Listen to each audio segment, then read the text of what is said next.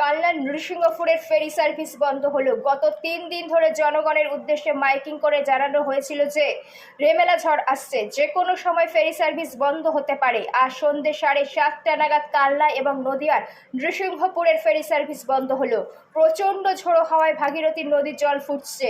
Ferry service কর্তৃপক্ষরা জানান service কমিয়ে দেওয়ার নির্দেশিকা ছিল, কিন্তু প্রাকৃতিক দুর্যোগের সম্ভাবনা তীব্র হওয়াতে এই মুহূর্ত থেকে ফেরি সার্ভিস বন্ধ করা হলো। রীতা ভট্টাচার্যের রিপোর্ট, সুন্দর বাংলা নিউজ। এখন ঘাট পরিষেবা আমরা এখন বন্ধ করে দিলাম। থেকে অর্ডার এসছে যে বন্ধ করে দেওয়া হোক, সেই কারণে বন্ধ করে দিলাম। আমরা সারাদিনই মাইকিং করেছি, যে কোনো মুহূর্তে বন্ধ করে দেওয়া হতে পারে। এখন বন্ধ করে দিলাম। এখন সব লঞ্চ এসেল বন্ধ করা হলো। চাষিদের আপাতত রেখেছি, যদি এমার্জেন্সি কিছু পার করতেই হয়। ওপার থেকে অনেক লোক আসে ডাক্তার দেখাতে, বা এখানে ডাক্তার দেখিয়ে হয়তো ফেরত যাবে, তাদের জন্য একটু ব্যবস্থা রেখেছি। সেইগুলো মানে দুর্যোগের পূর্বাভাস।